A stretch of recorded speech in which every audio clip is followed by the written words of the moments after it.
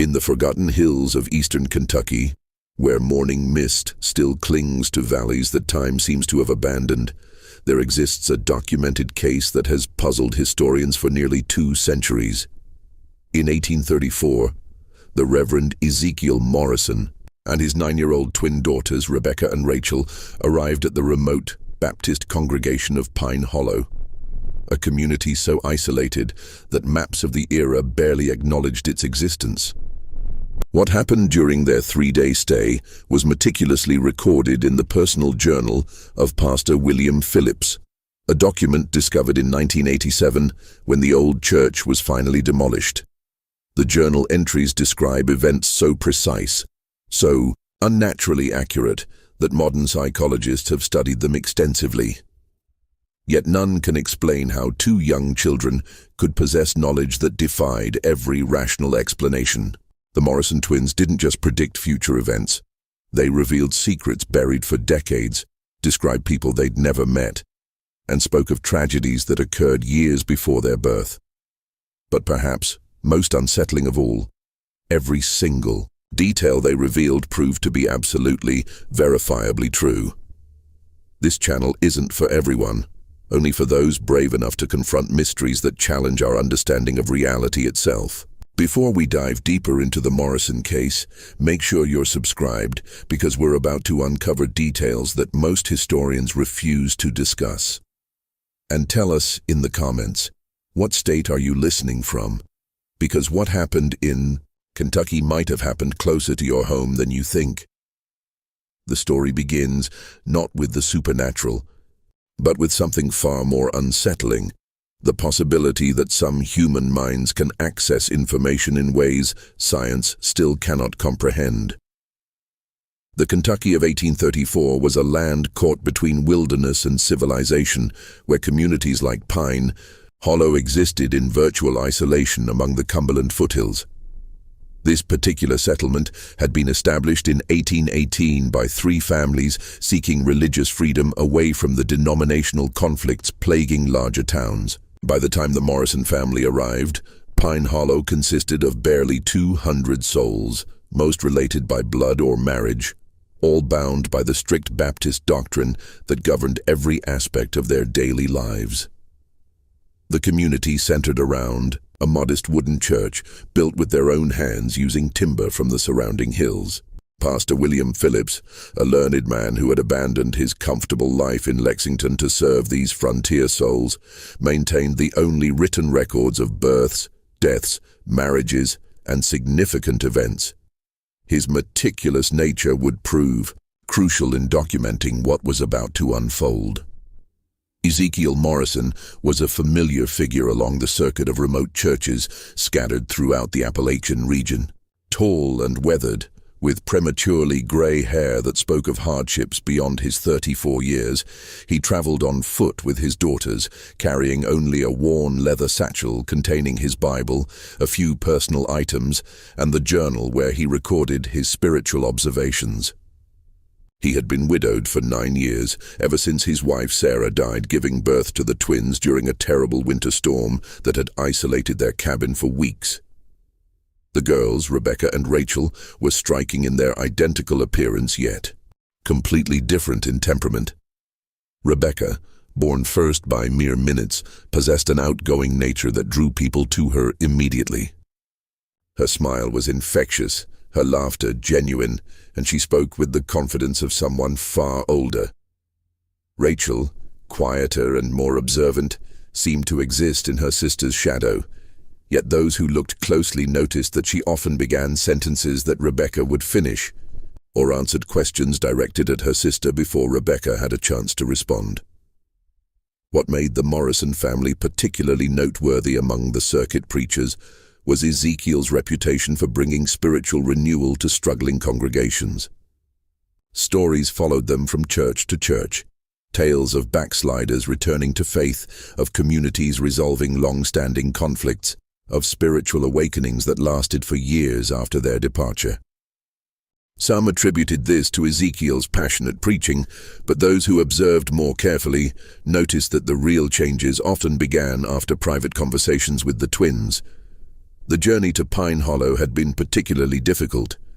Late autumn rains had turned the mountain paths into treacherous mud, and Ezekiel had been forced to carry Rachel for the final 5 miles when she developed a fever. They arrived at sunset on November 15th, 1834, just as Pastor Phillips was concluding evening prayers with the handful of congregants who attended weeknight services. Phillips later wrote that his first impression of the family was one of profound weariness, not just physical but spiritual. Ezekiel's clothes were travel-stained and patched, his boots worn thin from countless miles of mountain paths. The girls clung close to their father, Rachel still pale from her fever, Rebecca's usual brightness dimmed by exhaustion. Yet something in their eyes, an alertness, an awareness that seemed inappropriate for children their age, made Phillips feel inexplicably uneasy. The congregation of Pine Hollow had extended hospitality to many traveling preachers over the years. But there was something different about the Morrisons from the very beginning. That first evening, as the family shared a simple meal with the Phillips family, Rebecca asked the pastor's wife about her garden, specifically inquiring whether the roses by the eastern fence had recovered from the blight that nearly killed them 3 summers ago. Mrs. Phillips had dropped her spoon, staring at the child in amazement. The rose blight had indeed occurred 3 years prior, devastating her prized flower garden, but it was not something she had mentioned to anyone outside the immediate community. When pressed, Rebecca simply smiled and said she had dreamed about roses while walking, and somehow knew that Mrs. Phillips grew the most beautiful ones in the county. This incident, recorded in Pastor Phillips's journal that very evening, would prove to be merely the first of many that would challenge everything the Pine Hollow community believed about the natural world. The next morning dawned grey and cold, with a bitter wind that rattled the windows of the small cabin where the Morrison family had been given shelter. Pastor Phillips rose early, as was his custom, to prepare for the day's sermon. He found Ezekiel already awake, sitting by the dying embers of the fire, his Bible open, but his eyes staring into the distance with an expression of deep concern. "The girls had disturbing dreams last night," Ezekiel explained when Phillips inquired about his troubled demeanor. "They often dream of the places we're going to visit, but these dreams were different, darker." Before Phillips could respond, Rebecca appeared in the doorway, her hair disheveled from sleep, but her eyes alert and focused. "Pastor Phillips," she said in her clear, childish voice, "in your church, beneath the 3rd floorboard from the altar, there's something hidden that shouldn't be there. Rachel dreamed about it, and I dreamed about why it's hidden." The pastor felt a chill that had nothing to do with the morning air. He had indeed hidden something beneath those exact floorboards, a bottle of whiskey that represented his ongoing struggle with temptation.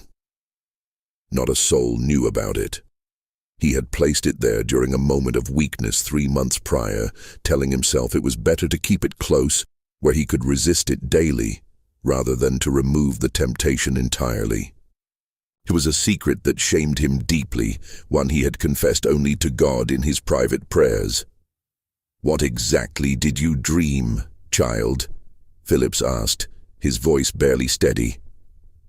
Rachel emerged from the shadows behind her sister, moving with that peculiar, silent grace that seemed to characterize her every action. "The bottle is brown," she said softly, "and it's wrapped in a piece of cloth that used to be a baby's blanket. A blue blanket." Phillips sank into his chair as if his legs could no longer support him. The cloth was indeed a remnant of a baby blanket. The blanket that would have belonged to the son he and his wife had lost in infancy 5 years earlier. He had wrapped the bottle in it as a reminder of his failures, both as a father who couldn't save his child and as a pastor who couldn't conquer his own weaknesses. Ezekiel watched his host's reaction with an expression that mixed sympathy with a weary familiarity. "It started when they were very young," he explained quietly. At first, I thought it was merely childish intuition, the way young ones sometimes sense things adults miss. But as they grew older, their insights became more specific, more impossible to explain through natural means. That Sunday service would be remembered by every member of the Pine Hollow congregation for the rest of their lives. Ezekiel's sermon was powerful, but not unusual for a circuit preacher. A passionate call for spiritual renewal and confession of sins. It was what happened afterward that defied all rational explanation. As the congregation began to file out, Rebecca approached. Samuel Turner, a prosperous farmer known for his generosity to the church and his standing in the community. She looked up at him with her innocent blue eyes and said, "Mr. Turner, the money you've been taking from the church collection isn't really stealing if you put it back, is it? Papa says God forgives those who repent." The color drained from Turner's face. For 6 months, he had been skimming small amounts from the collection plate to cover debts from a failed investment in a Louisville business venture. He had told himself he would replace every penny once his financial situation improved, but the missing money had been eating at his conscience like a cancer. Before Turner could respond, Rachel moved to stand beside her sister and addressed Martha Whitfield, the elderly widow who served as the church's unofficial moral authority. "Mrs. Whitfield, your husband didn't die in the farming accident, did he? He's still alive somewhere, and that's why you hide the letters." The elderly woman swayed as if she might faint. Her husband had indeed abandoned her and their children 15 years earlier, taking their savings and disappearing one night without explanation. She had fabricated the story of his accidental death to preserve her dignity and her children's future in the community. The letters, Rachel mentioned, were the occasional correspondence she received from him, pleading for forgiveness and describing his new life in Missouri. She had never spoken of them to anyone. One by one, the twins moved through the congregation, speaking quietly to various members. To Dr. Hayes, they mentioned patients who had died under his care due to his lack of proper medical training. To the Miller family, they spoke knowingly of the son they kept hidden in their attic, a young man whose simple mind made them ashamed before their neighbors. To young Thomas Brett, they described in detail his secret meetings with Elizabeth Carter, the married woman whose husband traveled frequently on business. Each revelation was delivered with childlike innocence, without judgment or malice, as if the girls were simply sharing observations about the weather. Yet the accuracy of their statements was so precise, so impossible, that the congregation stood frozen in a mixture of terror and awe. Pastor Phillips watched in horrified fascination as his orderly community was turned inside out by 2 9-year-old children who spoke of secrets that should have been known only to God. But it was Rebecca's final statement that would haunt him for the rest of his days. She walked to the front of the church, stood before the altar, and placed her small hand on the wooden cross that had been carved by the church's founding members. "This is sacred ground," she said, her voice carrying clearly through the silent sanctuary. "But it's been stained by what happened here before. The Whitman family didn't die in a house fire, did they, Pastor Phillips? They died right here in this very room, and some of you know exactly why." The silence that followed was deafening. Even the wind outside seemed to have stilled, as if nature itself was waiting for someone to respond to this impossible accusation. The revelation about the Whitman family struck the congregation like a physical blow. Pastor Phillips, his face pale as morning frost, gripped the pulpit so tightly his knuckles went white. The Whitman tragedy was Pine Hollow's deepest secret, a wound that had never properly healed despite 16 years of collective silence.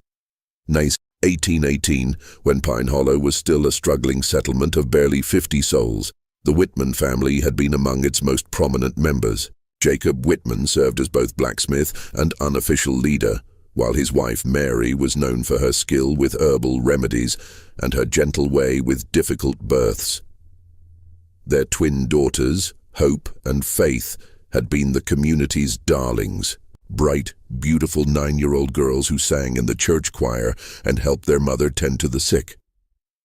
The official story, the one recorded in Pastor Phillips's predecessor's carefully maintained records, stated that the Whitman family had perished in a tragic house fire during a winter storm. Their bodies had been found in their home's remains, and they were buried in the church cemetery with appropriate ceremony. The community mourned, rebuilt, and moved forward, as frontier communities were forced to do when tragedy struck. But Rebecca's statement suggested a far different reality, one that several of the older congregation members had hoped would remain, buried forever. Elder Thompson, now 73 and one of Pine Hollow's founding families, slowly rose from his pew.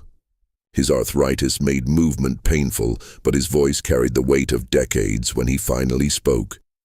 "Child," he said, his words measured and careful, "you speak of things that happened before you were born, in places you've never been. How could you possibly know about what you claim to know?" Rebecca turned to face him, her blue eyes holding an unsettling maturity. "Faith Whitman had a birthmark on her left shoulder," she said quietly. "Hope had one on her right ankle. Faith always carried a wooden doll that their father carved, and Hope wore a silver locket with their mother's hair inside. When they died, Faith was wearing her blue Sunday dress, and Hope was in her nightgown because she had been ill with fever." These details, impossible for a stranger to know, sent a murmur of recognition through the older members of the congregation. Elder Thompson's wife clutched his arm, her eyes wide with recognition and fear. "The night they died," Rachel continued, her voice soft but clear, "it wasn't a house fire that killed them. They came to the church seeking sanctuary because someone was hunting them. They hid behind the altar, but they were found anyway." The church had grown so quiet that the sound of breathing seemed unnaturally loud. Pastor Phillips found himself remembering fragments of conversations he had heard over the years, whispered words that stopped when he entered a room, meaningful glances between the older members when certain topics arose, the way some families always left flowers at an unmarked spot in the cemetery. Samuel Turner, still shaken by the earlier revelation about his financial transgressions, stood up abruptly. "This is madness," he declared, though his voice lacked conviction. "These children are speaking nonsense, making up stories to frighten us. There's no way they could know such things." But even as he spoke, other details began emerging from the congregation. Mrs. Carter, Elizabeth's mother-in-law, whispered something about bloodstains that had appeared on the church floor years later. Stains that couldn't be cleaned no matter how hard they scrubbed. Old Benjamin Foster mentioned the strange sounds that sometimes echoed from the church late at night. Sounds like children crying that had been dismissed as wind through the loose boards. Dr. Hayes, despite his earlier embarrassment about his medical qualifications, found himself speaking up with clinical precision. "I've always wondered about the church's foundation," he said slowly. "When I helped repair the eastern wall 3 years ago, we found what looked like, what could have been bone fragments mixed with the original mortar. The implications of his statement hung heavy in the air. If the Whitman family had indeed died in the church, if their bodies had been secretly interred within its very foundations, then every service, every prayer, every moment of worship had taken place over their unmarked graves. Ezekiel Morrison had been standing silently throughout these revelations, his weathered face showing deep concern but no surprise.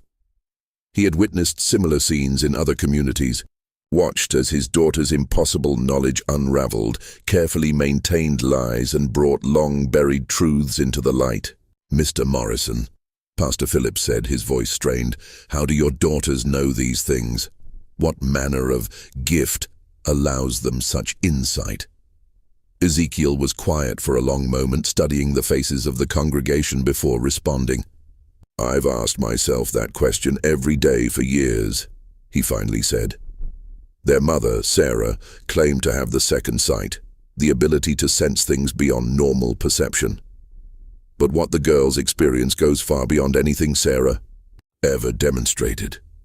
They dream of places they've never seen, speak of people they've never met, know details about events that occurred before their birth. He paused, looking at his daughters with a mixture of love and profound sadness. At first, I believed it was a blessing, a divine gift that would help me minister to troubled souls. But over the years, I've begun to wonder if it's something else entirely. The knowledge they possess, it comes with a cost. They carry the weight of everyone's secrets, everyone's pain. They know things children should never have to know. As if summoned by their father's words, the twins moved to stand together at the front of the church. For the first time since their arrival, they looked truly like the children they were, small, vulnerable, and overwhelmed by the adult world swirling around them. "We don't choose what we see," Rebecca said, her earlier confidence replaced by a weariness that seemed far too old for her young face. "The dreams come whether we want them or not. We see what was, what is, and sometimes what will be." Rachel nodded, her hand finding her sister's. "The Whitman sisters visit our dreams sometimes. They want people to know what really happened to them. They want someone to remember them properly." The church fell silent again, but this time it was the silence of people grappling with concepts that challenged their fundamental understanding of reality. Some faces showed skepticism, others fear, and still others a dawning hope that perhaps death was not the final ending they had always believed it to be. Pastor Phillips found himself at a crossroads that would define the rest of his ministry. He could dismiss the twins' claims as childish fantasy or deliberate deception, preserving the community's carefully maintained stability. Or he could pursue the truth, no matter where it led, and risk destroying the foundations upon which Pine Hollow had been built. The decision would prove to have consequences that none of them could have anticipated. That evening, as shadows lengthened across Pine Hollow's narrow streets, Pastor Phillips found himself unable to concentrate on his usual evening prayers. The twins' revelations had shaken him to his core, not just because of their accuracy, but because they had forced him to confront questions he had been avoiding for years. He had arrived at Pine Hollow 5 years earlier, eager to serve God in the wilderness and to escape the theological controversies that plagued the more established churches in Kentucky's larger towns. His predecessor, Pastor Mordecai Hayes, had left behind meticulous records of births, deaths, and significant events, but Phillips had always noticed gaps in the documentation from the settlement's earliest years. The winter of 1818 in particular seemed oddly sparse in recorded details. There were entries about harsh weather, supply shortages, and the deaths of several elderly residents, but the Whitman family's tragedy was mentioned only briefly. Jacob Whitman, his wife Mary, and their twin daughters Hope and Faith perished in a house fire on the night of December 21st. Their earthly remains were committed to the ground with appropriate Christian ceremony. What had always struck Phillips as strange was the lack of detail about such a significant event. Pastor Hayes had been thorough in his documentation of even minor incidents, yet the death of an entire family, particularly one as prominent as the Whitmans, had been recorded with unusual brevity. Determined to understand what the Morrison twins might have uncovered, Phillips began searching through the church's stored records with new eyes. Hidden beneath years of accumulated documents, he discovered a small leather journal he had never seen before. The pages were water-stained and fragile, but the handwriting was clearly Pastor Hayes's own. What Phillips read by candlelight that night would change his understanding of Pine Hollow's history forever. The journal revealed that Pastor Hayes had been deeply troubled by the circumstances surrounding the Whitman family's death. According to his private notes, Jacob Whitman had discovered something disturbing about certain members of the community, something significant enough that he had demanded a public confession and reparation. The nature of the discovery wasn't clearly stated, but Hayes's entries suggested it involved financial impropriety and possibly worse. On the night of December 20th, 1818, Jacob Whitman had apparently confronted several community leaders in a heated meeting that lasted until well after midnight. Hayes wrote of raised voices, accusations of theft and corruption, and threats of exposure that would destroy the reputations of some of Pine Hollow's most respected families. The final entry, dated December 22nd, was particularly chilling. "The Lord forgive us all for what was done." Jacob and his family came to the church seeking sanctuary, but they were followed. "I heard the children crying, then silence. When morning came, we found them as they had been left. Elder Thompson and the others insisted we must protect the community's future, that the truth would destroy us all. I have agreed to their plan. May God have mercy on my soul." Phillips set down the journal with trembling hands. The implications were staggering. The Whitman family hadn't died in a house fire at all.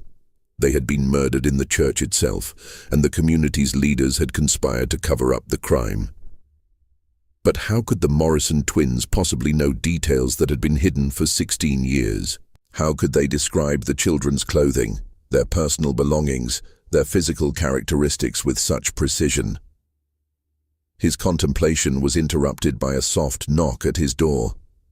Opening it, he found Rebecca standing in the moonlight, still wearing her simple dress, but with her hair neatly braided as if she had been awake and preparing for something important.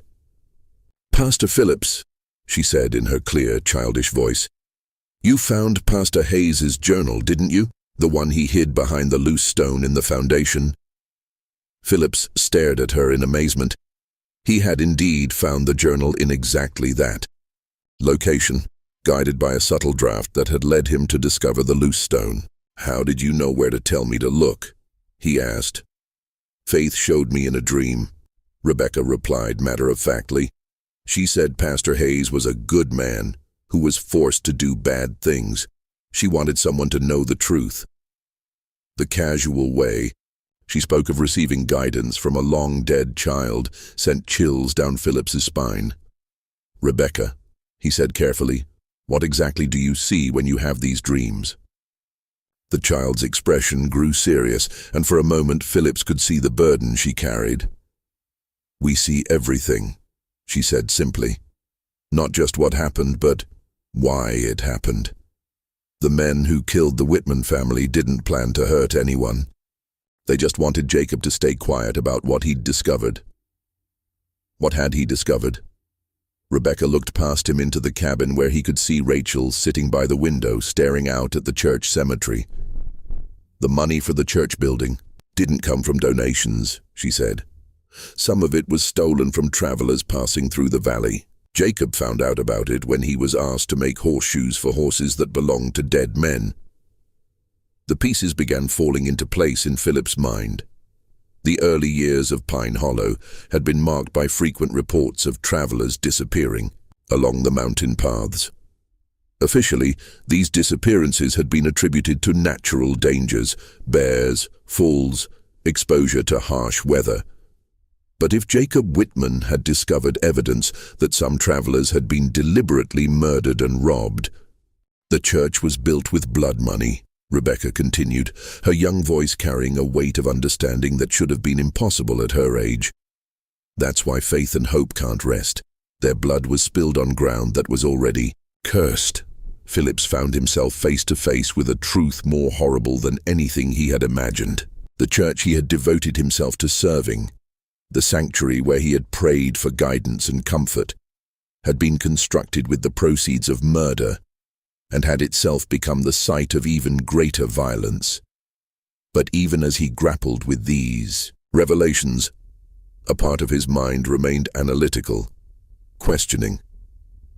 How could he verify any of this? How could he distinguish between supernatural knowledge and an elaborate deception? The answer would come sooner than he expected, and from a source that would challenge every rational explanation he might have constructed. The next morning brought an unexpected visitor to Pine Hollow. As the Morrison family prepared for their departure, their planned 3-day stay having already been extended to accommodate Sunday's dramatic revelations, a lone horseman approached the settlement from the Eastern Trail. The rider was a man in his 50s, well-dressed in the manner of townfolk, with a bearing that suggested education and authority. He introduced himself to Pastor Phillips as Thomas Brennan, a solicitor from Lexington who had been searching for information about events in Pine Hollow dating back to its founding years. "I represent the estate of one Marcus Webb," Brennan explained, as he accepted Phillips's hospitality. "Mr. Webb died recently in Louisville, and among his effects we found documents suggesting he had business dealings with this community in its early years. I'm attempting to trace the disposition of certain funds that may have been irregularly transferred." Phillips felt his blood chill. Marcus Webb was a name that had appeared in Pastor Hayes's secret journal, one of several travelers who had disappeared along the mountain paths in 1818 and 1819. According to Hayes's notes, Webb had been carrying a considerable sum of money intended for land purchases in Tennessee. Before Phillips could formulate a response, Rebecca appeared at his elbow with that uncanny timing that characterized so many of her appearances. She looked up at Brennan with curious eyes and said, "Mr. Webb had a gold watch with his initials engraved inside the cover. It had a crack across the crystal because he dropped it when he fell from his horse." Brennan's composure cracked visibly. "How could you possibly know about Marcus Webb's watch?" he demanded. "That detail was mentioned only in his personal correspondence with his brother." Rachel materialized beside her sister, as if summoned by some invisible signal. "The watch is buried behind the church," she said quietly, "along with his money. Bag and his horse's bridle. Elder Thompson put them there after what happened on the trail." The implications struck Phillips like a physical blow. If the twins were correct, if Marcus Webb's personal effects were indeed buried behind the church, it would prove that their knowledge extended far beyond what any normal child could possess. More importantly, it would provide tangible evidence of the crimes that had funded Pine Hollow's early development. Brennan dismounted his horse with urgent purpose. "I demand that we excavate the area immediately," he declared. "If what these children claim is true, we're looking at evidence of robbery and murder." Elder Thompson, who had been observing the exchange from a distance, approached with obvious reluctance. At 73, he was the only surviving member of the original leadership council that had made the decisions in those early years. His weathered face showed a mixture of resignation and defiance. "You speak of things you don't understand, stranger," Thompson said, his voice carrying the authority of age and position. "This community was built by God-fearing people who did what they had to do to survive in the wilderness. Survival doesn't justify murder," Brennan replied sharply. "If these allegations are true, this entire settlement was founded on criminal acts." Rebecca looked up at Elder Thompson with those unsettling blue eyes that seemed to see far too much. "Mr. Thompson," she said gently, "the nightmares stopped coming after the first year, didn't they? You told yourself that meant God had forgiven you." Thompson's facade crumbled visibly. "Child," he whispered, "you couldn't know about, no one knows about the dreams where Marcus Webb begged you to let him go." Rachel continued, her soft voice carrying clearly in the morning air. "About how you see his face every night before you fall asleep?" The old man sank onto a nearby tree stump as if his legs could no longer support him. "It wasn't supposed to happen," he said, his voice breaking. "We only meant to take the money. We were starving, our children were sick, and winter was coming. But Webb fought back, and then—" His confession hung in the air like smoke from a funeral pyre. Pastor Phillips realized he was witnessing the unraveling of everything he had believed about his community, his church, and his faith. Ezekiel Morrison, who had been standing silently through these revelations, finally spoke. "The truth has a way of surfacing," he said quietly. "My daughters don't choose what they reveal. They're simply conduits for information that demands to be heard." Brennan wasted no time in organizing an excavation party. Within hours, several men from the community were digging behind the church, guided by the twins' precise directions. Pastor Phillips watched with growing dread, knowing that each shovelful of earth brought them closer to evidence that would destroy Pine Hollow's carefully constructed mythology. They didn't have to dig deep. 3 feet below the surface, their shovels struck something metallic. Carefully brushing away the soil, they uncovered a tarnished gold pocket watch, its crystal indeed cracked as Rebecca had described. The initials MW were clearly visible inside the cover. Beside the watch lay a leather money bag, its contents long since deteriorated but its presence undeniable. The horse's bridle, though rotted by years of burial, was still recognizable for what it had been. Brennan examined each item with the methodical precision of a man accustomed to building legal cases. "This watch matches the description in Marcus Webb's correspondence exactly," he announced. "The crack across the crystal, the engraving, even the unusual chain link, everything is precisely as his brother described it." But it was Elder Thompson's reaction that provided the most damning confirmation. The old man stared at the recovered items with the expression of someone seeing ghosts, his lips moving in what might have been prayer or confession. "There were others," he said finally, his voice barely audible. "Webb wasn't the first, and he wasn't the last. The trail through these mountains was perfect for what we needed to do. Travelers came through regularly, usually alone, often carrying money for land deals or business ventures. The scope of the crimes was becoming clear. Pine Hollow hadn't been built through hard work and divine providence. It had been financed through a systematic campaign of robbery and murder that had lasted for years. But even as the evidence mounted, Phillips found himself grappling with questions that transcended the immediate crimes. How could the Morrison twins know details that no living person should possess? How could they describe victims they had never met? Crimes that had occurred before their birth, locations of evidence that had been hidden for decades. The answers would prove more disturbing than any rational explanation he might have constructed, and they would force him to confront the possibility that death was not the ending he had always believed it to be. As the sun set over Pine Hollow, that evening, casting long shadows across the excavation site and the church cemetery beyond, Phillips realized that his community stood at a crossroads. The truth was finally emerging after 16 years of careful concealment, but with it came questions that challenged everything they had been taught to believe about justice, redemption, and the nature of reality itself. The Morrison twins stood together in the growing darkness, their small figures silhouetted against the church that had been built with blood money and consecrated with innocent blood. They seemed to be listening to something only they could hear, their faces turned toward the cemetery where so many secrets lay buried beneath unmarked graves.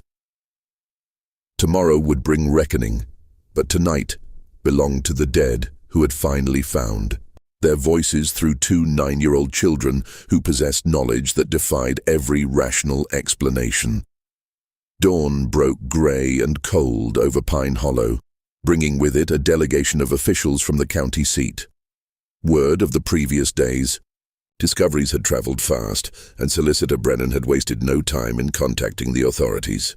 By mid-morning, the small settlement found itself host to a county sheriff, a territorial judge, and 2 federal marshals who had been investigating the disappearances of travelers along the mountain trails for years. Judge Harrison, a stern man, with silver hair and piercing gray eyes, had established his temporary court in the church itself. A choice that struck Pastor Phillips as grimly appropriate, given the building's blood-soaked history. The entire community had been summoned to attend what would amount to both hearing and reckoning. Elder Thompson, his health visibly deteriorating under the weight of his confessions, sat in the front pew flanked by two other elderly men who had been part of the original leadership council. Their faces bore the hollow look of men who had carried terrible secrets for too long. But it was the Morrison twins who commanded the most attention. Judge Harrison had initially been skeptical of claims that two children possessed supernatural knowledge, but the previous day's discoveries had forced him to reconsider. He had spent the morning interviewing them separately, trying to determine how they could possibly know details about crimes that predated their births. "Rebecca Morrison," Judge Harrison said, his voice echoing in the wooden church. "Please tell this court exactly how you know the location of Marcus Webb's personal effects." Rebecca stood in the witness area, looking impossibly small beneath the weight of adult attention. "Faith Whitman told me in a dream," she said simply. "She said the men who killed her family were the same ones who killed the travelers. She wanted everyone to know the truth." "And you, Rachel Morrison," the judge continued, "how do you know details about events that occurred years before your birth?" Rachel's voice was barely audible as she responded. "The dreams come to both of us. We see what happened as if we were there. We see the fear in people's eyes. We hear their last words. We feel their pain." Judge Harrison leaned forward in his chair. "Are you claiming to communicate with the spirits of the dead?" Ezekiel Morrison rose from his seat. "Your Honor, if I may, my daughters have never claimed to understand their abilities. They simply report what they experience. I've witnessed them provide accurate information about dozens of communities we've visited, information they couldn't possibly have obtained through normal means." Sheriff Mackenzie, a practical man more concerned with evidence than supernatural claims, addressed the twins directly. "Can you tell us how many people were killed along these mountain trails?" Rebecca and Rachel exchanged one of their meaningful glances before Rebecca answered. 11 men over 3 years. Most were traveling alone with money for land purchases or business ventures. One was a preacher like Papa, but he carried gold coins sewn into his saddle. The specificity of their answer sent murmurs through the assembled crowd. Rachel continued where her sister left off, their tag-team delivery, as unsettling as always. The preacher's name was Samuel Collins. He was going to establish a new church in Tennessee. His horse was a bay mare with a white star on her forehead. Sheriff Mackenzie consulted a worn notebook he had pulled from his coat. His face grew pale as he found the entry he was looking for. "Samuel Collins disappeared along this route in September of 1819, he confirmed. "The description of his horse matches our records exactly." But it was what happened next that would shake everyone present to their very core. Elder Thompson, his hands trembling with age and guilt, struggled to his feet. "Your Honor," he said, his voice cracking, "I can bear this burden no longer. What these children say is true, every word of it. But there's something else, something worse than the murders we committed." The church fell silent, except for the sound of wind through the loose boards and the distant cry of a hawk circling overhead. "The Whitman family," Thompson continued, tears streaming down his weathered cheeks. "They didn't just stumble upon evidence of our crimes. Jacob Whitman was my brother-in-law. I confided in him about what we were doing, thinking family loyalty would keep him quiet. But Jacob had a conscience stronger than his loyalty." Pastor Phillips felt the world tilting around him as Thompson's confession unfolded. "Jacob threatened to expose us all unless we made restitution to the families of the dead. He said he would ride to Lexington himself and report our crimes to the territorial authorities. We couldn't let that happen. Too many families depended on what we had built here." Thompson's voice dropped to a whisper. "On the night of December 21st, 1818, we followed the Whitman family to the church. Jacob had brought Mary and the twins here, thinking sacred ground would protect them. But we were desperate men with everything to lose. Rebecca had grown very still during Thompson's confession, her young face pale but determined. "Tell them about the babies," she said quietly. Thompson's composure cracked completely. "Dear God," he sobbed, "how could you know about the babies?" "Judge." Harrison leaned forward intently. "What babies? Explain yourself, man." "Mary Whitman was with child when we killed her," Thompson said, the words seeming to tear from his throat. 8 months along with twins. The doctor said they might have lived if we had gotten help instead of—" He couldn't finish the sentence. Rachel stepped forward, her soft voice carrying clearly through the stunned silence. "That's why we can see everything so clearly. Faith and Hope Whitman weren't the only children who died that night. They're unborn. Sisters died with them. 4 souls crying out for justice." The theological implications of Rachel's statement sent shockwaves through the assembled crowd. If the twins were somehow channeling the spirits of the dead Whitman children, including the unborn, it suggested an understanding of the afterlife that challenged fundamental Christian doctrine. Dr. Hayes, the community's unofficial physician, found his voice. "I assisted with the burial," he said slowly. We found evidence of the pregnancy, but we told ourselves the babies had been too young to have souls, that they wouldn't need proper burial rites. Every soul matters to God, Ezekiel, Morrison said firmly. Every life, no matter how brief, has eternal significance. But Judge Harrison was more concerned with earthly justice than theological debate. "Mr. Thompson, are you confessing to the murder of Jacob Whitman, his wife Mary, their twin daughters, and 2 unborn children?" "I am," Thompson replied, his voice hollow with despair. "And to the murders of 11 travelers who trusted us with their lives. We are all guilty, myself, Samuel Bradford, and Marcus Perry. We planned it together, we carried it out together, and we've hidden it together for 16 years. The 2 other elderly men named in Thompson's confession sat in stunned silence, their faces masks of resignation and terror. The weight of 16 years of collective guilt had finally become too heavy to bear. Sheriff Mackenzie stood and began placing the 3 men under arrest, but Judge Harrison raised a hand to stop him. "Before we proceed with formal charges," the judge said, "I need to understand how these children could possibly know details that were never recorded, never spoken of, never shared outside the circle of perpetrators." Rebecca looked up at the judge with those unnaturally knowing blue eyes.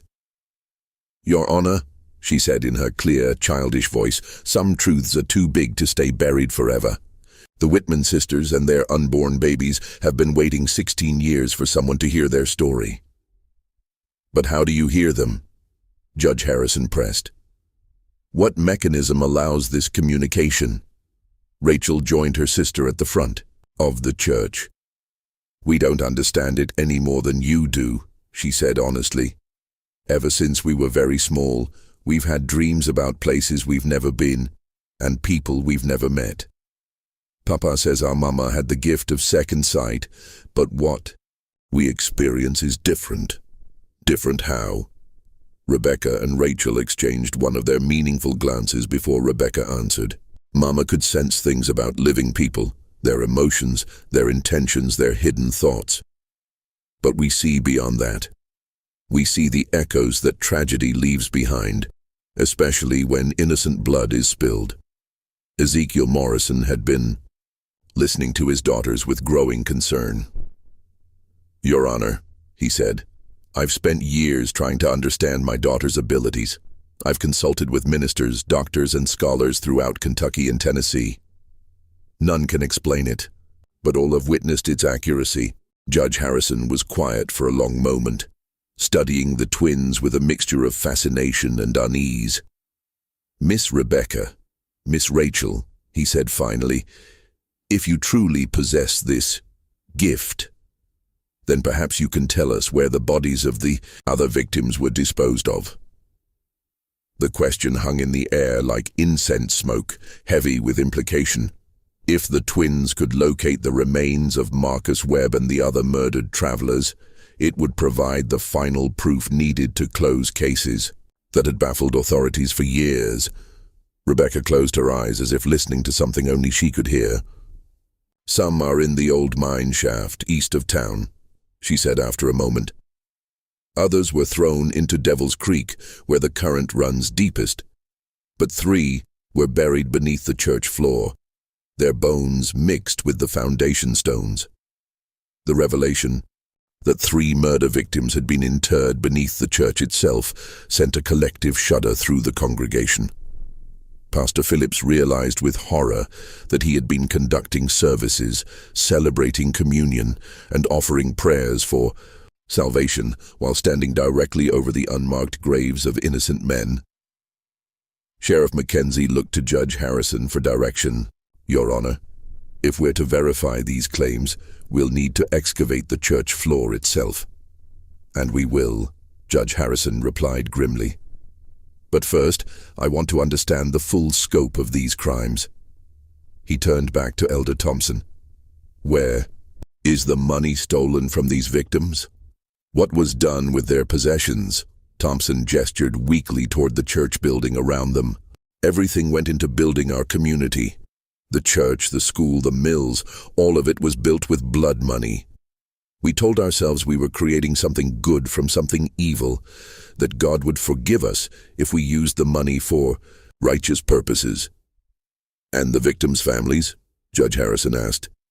"Did any of you consider the wives, children, parents who never learned what happened to their loved ones?" It was Rachel who answered, her young voice carrying a weight of sadness that seemed inappropriate for her age. "Marcus Webb had a wife named Elizabeth and 2 young sons. Samuel Collins was engaged to be married to a woman named Catherine who waited for him until she died of consumption 3 years later. Most of the others had families who spent years wondering, hoping, grieving without closure." The specificity of her knowledge about the victims' personal lives was perhaps the most unsettling aspect of the entire ordeal. These weren't just names and dates. The twins spoke of the murdered men as if they had known them personally, as if they carried the weight of their unfulfilled dreams and abandoned responsibilities. Judge Harrison stood and addressed the assembled crowd. "This court will recess while we conduct a thorough investigation of the claims made here today.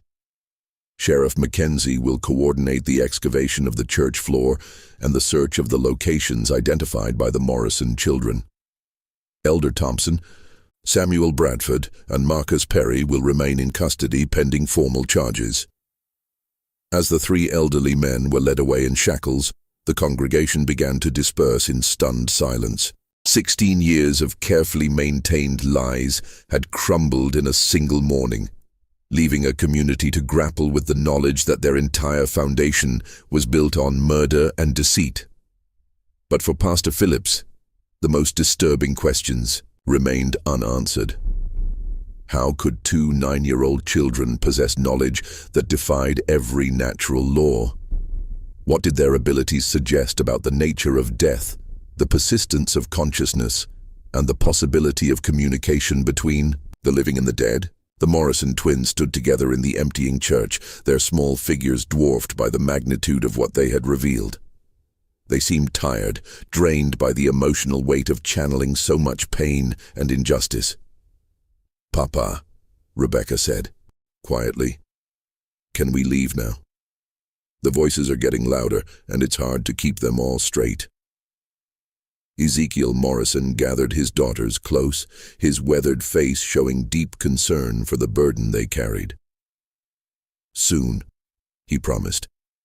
"But first, we need to help these people understand what you've shown them." As the sun reached its zenith over Pine Hollow, casting sharp shadows across the church cemetery and the excavation site behind the building, the community prepared for revelations that would challenge everything they thought they knew about. Justice, redemption, and the eternal consequences of earthly actions. The truth was finally emerging from 16 years of darkness. but with it came questions that would haunt everyone present for the rest of their lives. The excavation of Pine Hollow's church floor took 3 days. Working methodically under Judge Harrison's supervision, Sheriff Mackenzie's team removed the wooden planks and began carefully digging through the packed earth beneath. What they found confirmed the Morrison twins' claims with chilling accuracy. 3. Complete skeletons lay buried beneath the sanctuary. Their bones, indeed, mixed with the foundation stones as Rebecca had described.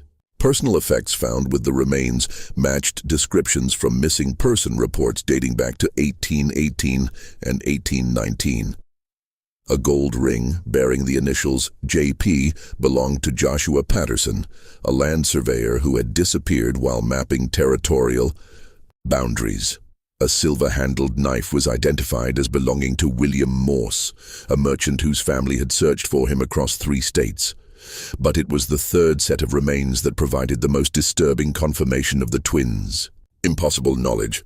Wrapped around the skeleton's neck was a distinctive copper cross that had been described in great detail by the family of Robert Chen, a traveling minister who had vanished while carrying donation money for a new church in Tennessee.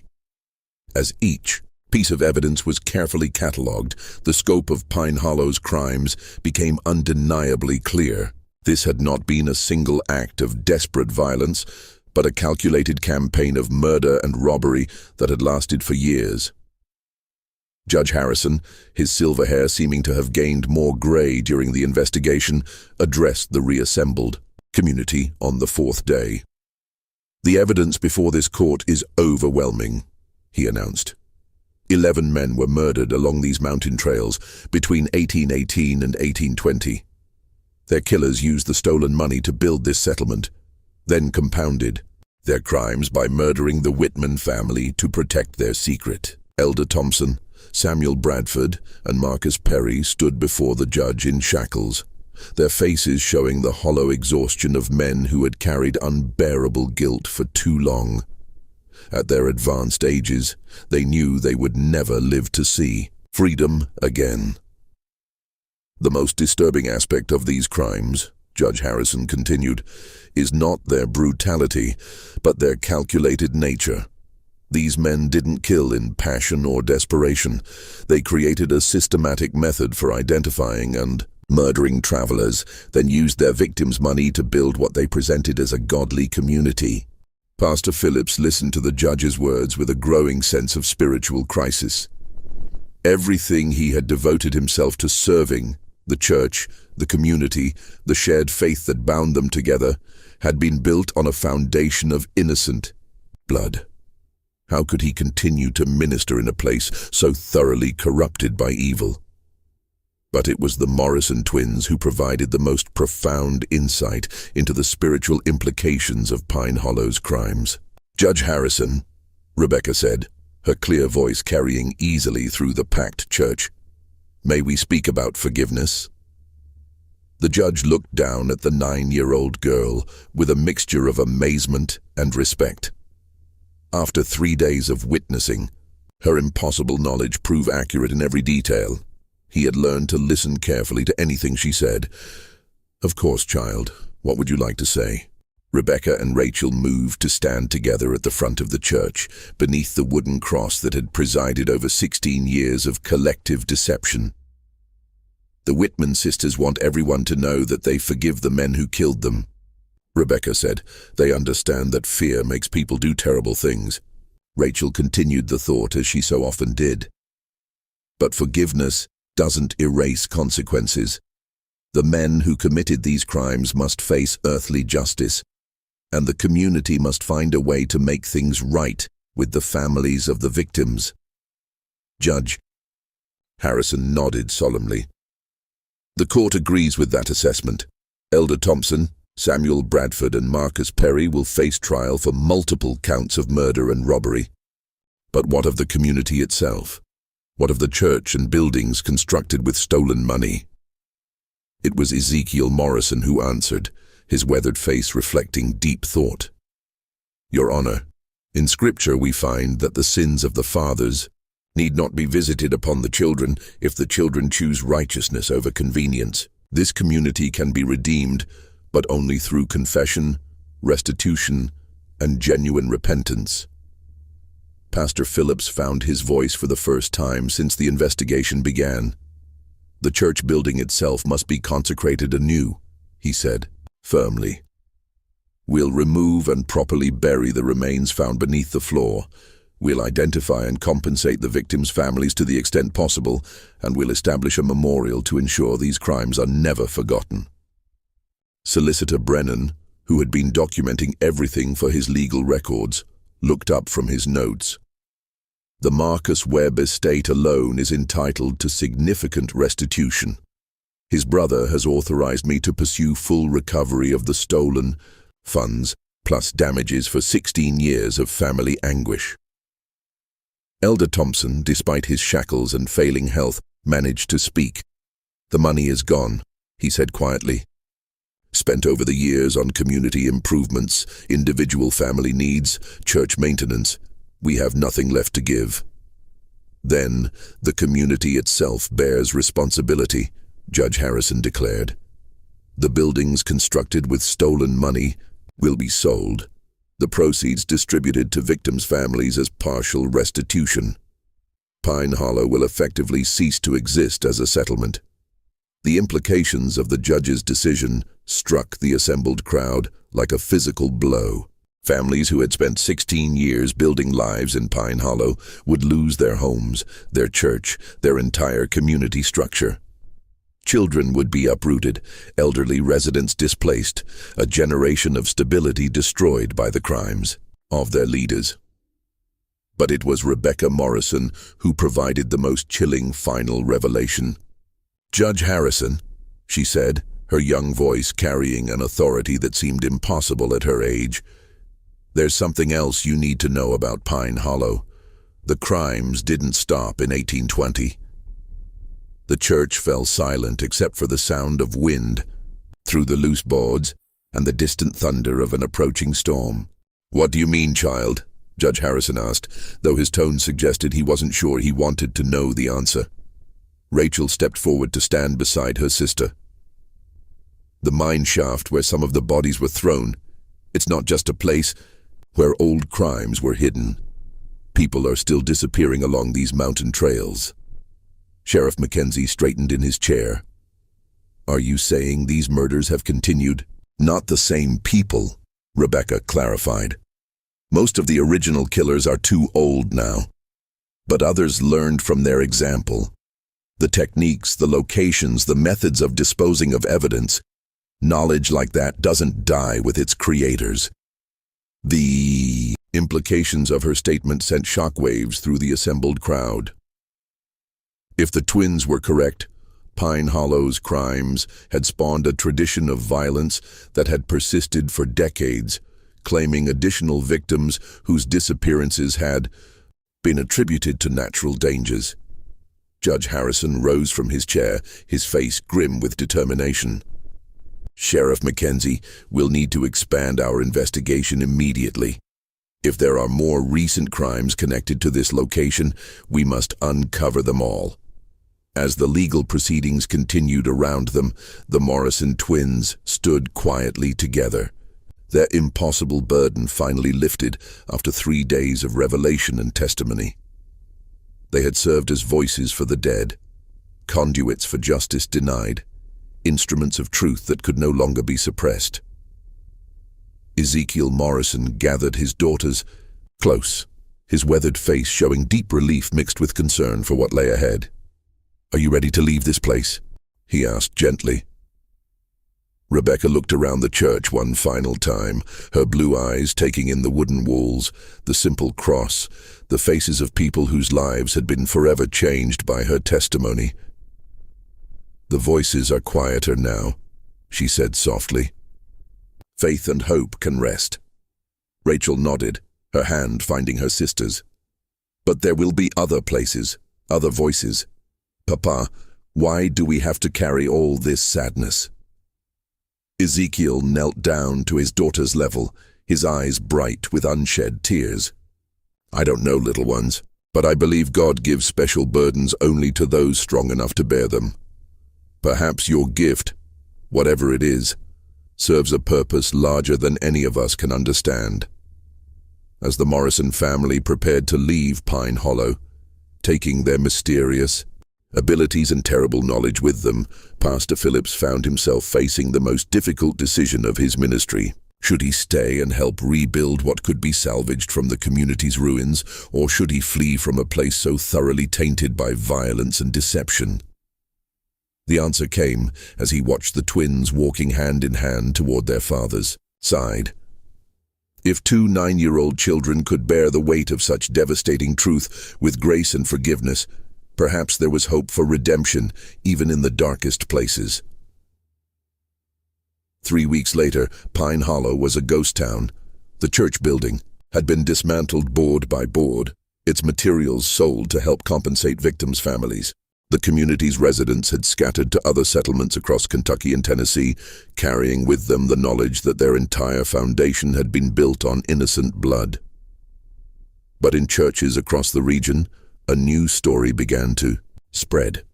The story of two young girls who possessed knowledge that defied rational explanation, who served as voices for the dead and instruments of long-delayed justice.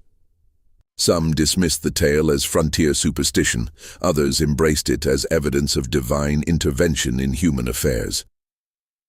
The Morrison family continued their circuit through the remote churches of Appalachia, and reports continued to follow them. Communities experiencing spiritual renewal, long-buried secrets coming to light, mysteries solved through impossible knowledge possessed by twin girls who spoke with the authority of prophets despite their tender age. Judge Harrison's final report on the Pine Hollow investigation filled 47 pages and documented crimes spanning more than 2 decades. His concluding paragraph would be quoted in legal texts for generations.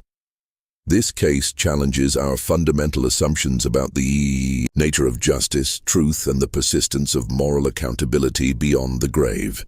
While science cannot explain the source of the Morrison children's knowledge, the accuracy of their testimony cannot be disputed.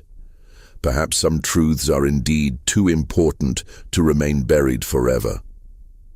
Pastor Phillips eventually established a new ministry in eastern Tennessee, where he spent the remainder of his career helping communities confront difficult truths and seek genuine redemption.